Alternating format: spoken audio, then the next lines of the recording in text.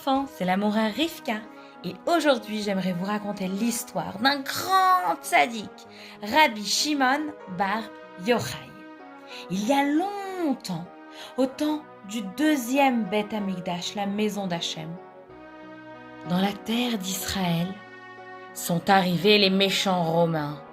Ils ont détruit le Beth Amikdash, la maison d'Hachem, et ils ont interdit aux Juifs de faire la Torah.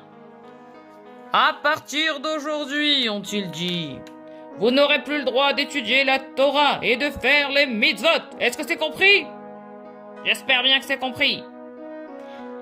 Heureusement, les Juifs préféraient écouter Hachem et pas les méchants Romains.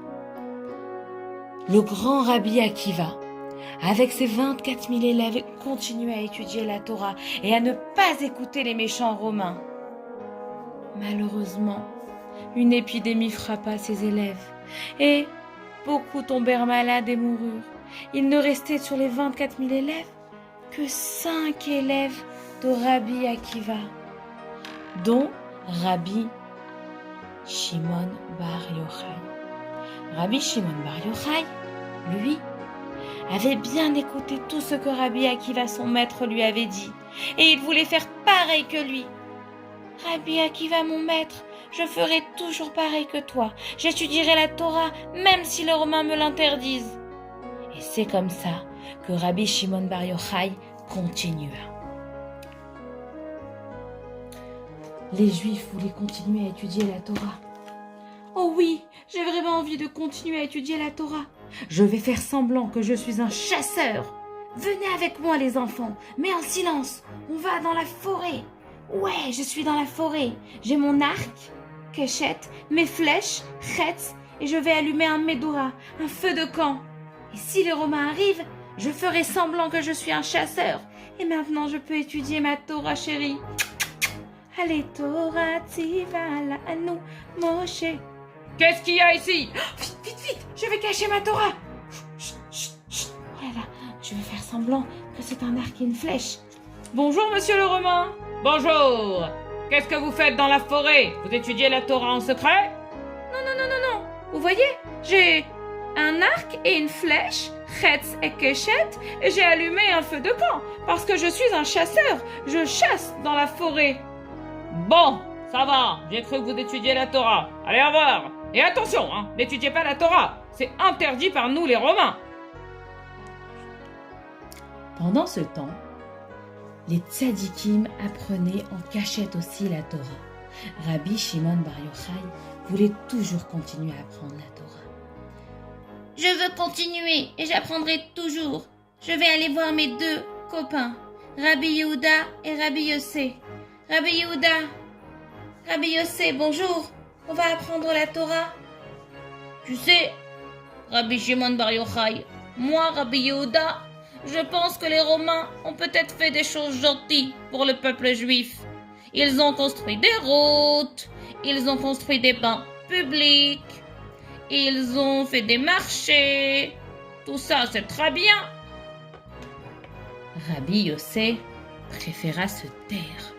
Il avait trop peur des Romains. Mais Rabbi Shimon bar Yochai, lui, n'avait pas peur. Je n'ai peur que d'Hachem. Quoi? Tu as oublié que les Romains ont détruit la maison d'Hachem, le Beth Amikdash, et ont tué beaucoup de Juifs? Ils n'ont rien fait de gentil pour le peuple juif. Moi, je n'ai pas peur et je le dis. Les routes, ils les ont construites pour leurs chars et leurs chevaux. Les bains pour se baigner. Les marchés pour acheter des choses au marché pour eux-mêmes. Ce n'est pas par gentillesse pour les Juifs.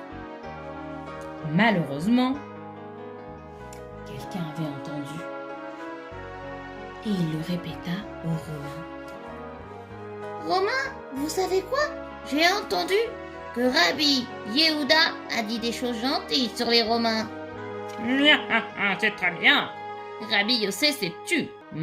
C'est pas très bien. Et le pire, c'est Rabbi Shimon bar Yochai. Qu'est-ce qu'il a fait? Il a parlé très très mal des Romains.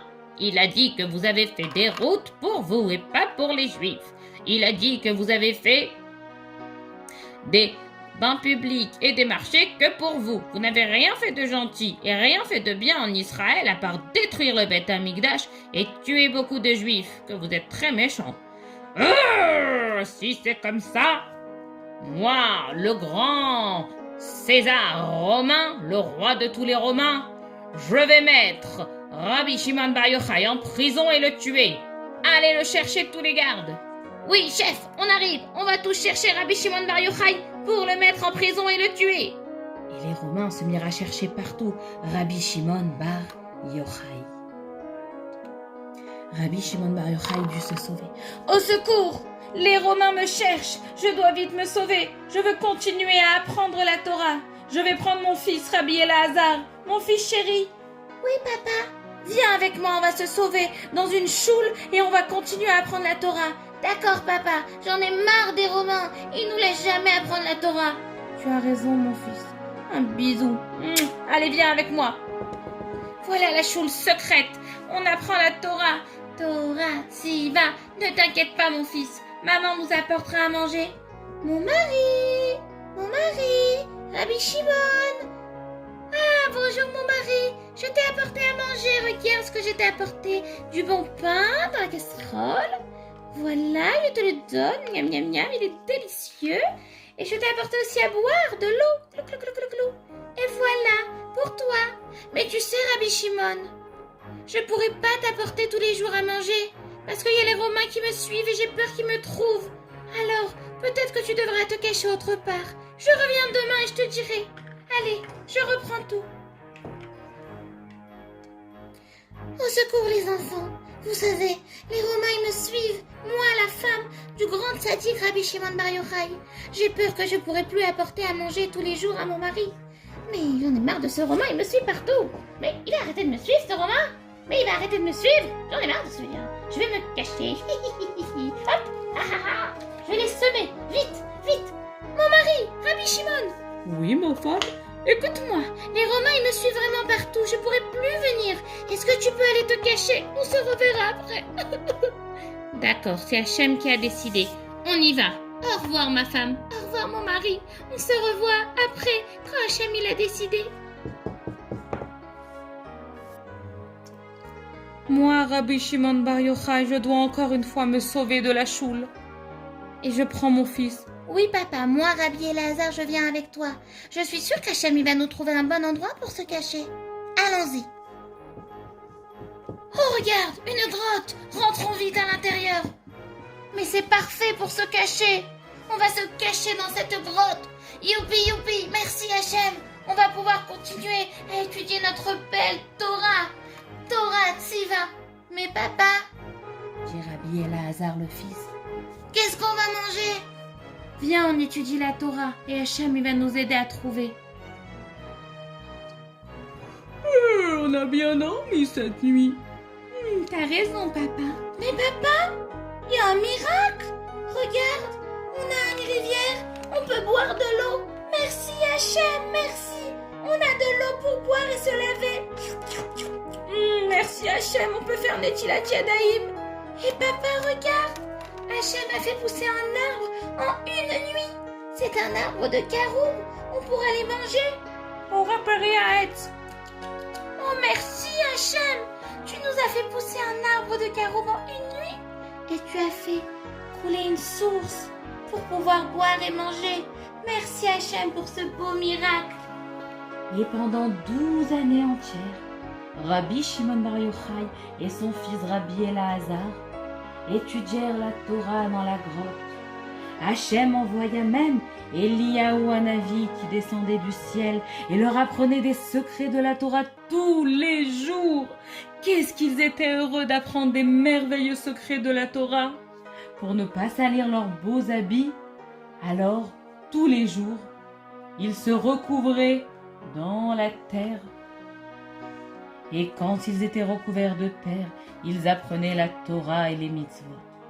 Avec Eliyahu Hanavi. Seulement pour faire la tfila et le Shabbat, ils sortaient de la terre, se lavaient dans l'eau et remettaient leurs beaux habits pour continuer à faire la tfila et à faire un beau Shabbat. Au bout de 12 ans, Hachem envoya quelqu'un dire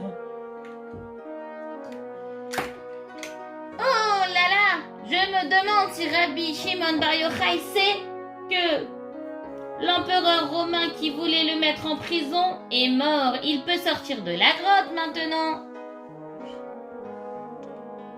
Tu as entendu? Au bout de 12 ans, on peut sortir de la grotte. Viens, on va aller voir les Juifs et on va leur apprendre tous les beaux secrets de la Torah qu'on a appris dans la grotte. Qu'est-ce qu'il fait ce juif? Mais c'est dommage. Pourquoi il n'est pas en train d'étudier la Torah? Il travaille la terre. Alors Hachem dit, Rabbi Shimon Bar Yochai et Rabbi Elazar, retournez dans la grotte. Vous devez encore étudier la Torah et ne pas parler mal des autres Juifs. Bon, maintenant, ça fait 1 an qu'on est retourné dans la grotte. Maintenant, ça fait 13 ans qu'on est dans cette grotte que Hachem nous a fait pour nous protéger. Et tout d'un coup, Rabbi Shimon Bar Yochai et Rabbi Elazar entendirent une voix. Sortez de la grotte et allez apprendre tous les secrets de la Torah aux Juifs. Mais toujours, ne jugez pas les Juifs et parlez-leur avec amour. Allez, on y va. On peut sortir de la grotte. C'est parti. Oh, regarde, un juif. Qu'est-ce qu'il a dans les mains? Oups, il est tombé. Qu'est-ce que tu as dans les mains? J'ai 2 hadassim pour Shabbat. Un pour Shamor et un pour Zachor. Parce qu'il faut se souvenir du Shabbat et le garder. Oh, mais qui sont gentils ces juifs. Ce sont des tzadikim. Et c'est comme ça que Rabbi Shimon Bar Yochai et Rabbi Elazar allèrent enseigner la Torah à tous les Juifs. Tous les beaux secrets qu'ils avaient étudiés avec Eliyahu Navi dans la grotte, ils l'apprirent et l'enseignèrent aux Juifs. Tout le monde aimait Rabbi Shimon Bar Yochai et tout le monde apprit beaucoup de secrets grâce à lui et beaucoup de Torah. Il les consola des méchants Romains et leur apprit de très beaux secrets. Il écrit même un livre, le Zohar HaKadosh, où dedans il y a plein de secrets de la Torah. Et oui, les enfants, j'ai écrit le livre du Zohar pour que vous aussi vous étudiez les secrets de la Torah. Il faut bien étudier. C'est la chassidoute, c'est toutes les belles choses que Hachem nous a appris. Et n'oubliez pas qu'il faut bien apprendre la Torah comme le feu il nous éclaire. Et bien la Torah nous éclaire. Vous aussi étudiez la Torah. Après être sorti de la grotte, j'ai passé des longues années, les enfants, moi, Rabbi Shimon Bar Yochai, à enseigner à tout le monde les secrets de la Torah, de mon livre le Zohar. Et surtout, j'ai passé beaucoup d'années à aimer tout le peuple juif. Et vous savez quoi? Pendant toute ma vie, il n'y a pas eu une fois le Keshet, l'arc-en-ciel dans le ciel, parce qu'Hachem protégeait toujours le peuple juif. Et puis, est arrivé le jour où Rabbi Shimon Bar Yochai a dû remonter chez Hachem et Niftar. Mais avant ça, il a dit, Lag BaOmer, le 33e jour du Homer, le jour où il est remonté chez Hachem, où Rabbi Shimon Bar Yochai est parti dans le ciel.